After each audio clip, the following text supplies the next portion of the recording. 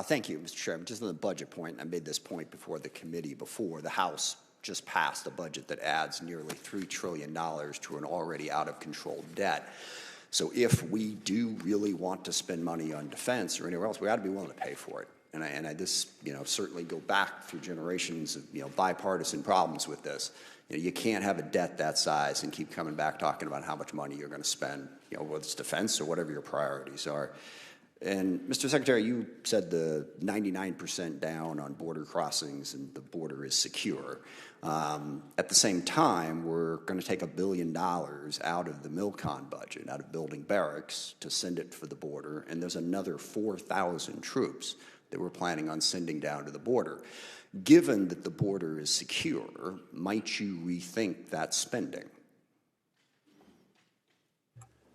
Well, sir, we are securing it. It is secure, but it's a manpower-intensive effort at the beginning. Two different words there. It's either secure or secure, and it sounded to me like you said it was secure. It is secure. Okay. What we're continuing to do is expand that and fortify it through infrastructure, which is a big part of the budget on the Department of Homeland Security side as well. So it's that $1 billion you're talking about was from the CR in FY25. We fully fund that back and more in FY26 with a recognition that we were dealing with the world as it existed when we came in. And the previous administration said they needed new legislation to secure the border. It turns out you just needed a new president. I would point out president that with the Defense Department and DHS that was willing to go to the border and actually secure it, which is what we not submitted a budget yet. So whether or not you're putting that money back in remains to be seen. You have definitely taken it out. And I think the obsession there, and I don't disagree, the border needed to be secure. But from a pure budget standpoint, let's just not keep the political focus on that. Let's make sure that we're funding some of the other priorities that we have.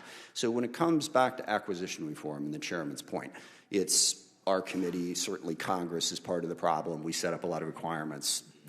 Defense contractors are part of the problem. I'm curious, how would you get after reforming the culture at the Pentagon so that you can move faster, number one, and number two, how would you get after the defense contractors that push the requirements process? And specifically, what would you do about the requirements process to try to speed things up? Well, first of all, I think gold plating is a real problem, sir. I mean, across the department. Interesting to use the word gold in this particular context, but yes, I agree with you, actually. We maybe could use a little bit more silver plating on occasion. A recognition that the 99% solution is oftentimes the enemy of the 85% solution that delivers 2 years sooner. And that's contractors and other companies wanting to do right, but trying to do too much and overpromise, and then they're under-delivering, and the warfighter not always wanting to do right. In some cases, just not wanting, always, just not wanting always. to make money, So, but yes. The change is also in acquisitions about people. You need reformers in these positions. I'm here to be a disruptor of those processes. Our deputy secretary has extensive business experience. The types of people we're bringing in as undersecretaries have been disruptors and innovators in the private sector who recognize that bureaucracy can be dysfunctional and needs to be disrupted. So it's taking outside-the-box unique approaches. I mean, virtual design is a big example. How many times are we going to build something physically that takes a year to build when you could use AI and computing power, design it virtually, identify the flaws, and move more quickly, create open architecture so you can move. Our committee stands ready to work with you. I mean, there's 500 different things we can do, and we're doing them. Yeah, and I'm sincerely concerned about this. Is it the policy of the Department of Defense that we need to be prepared to take Greenland and Panama by force if necessary? Is this a policy that you have within the Department of Defense in accordance with the President's wishes? I heard what you said about those two countries and saying we need to worry about China. Well, we are worried about China. That wasn't my concern. China's malign influence in Panama.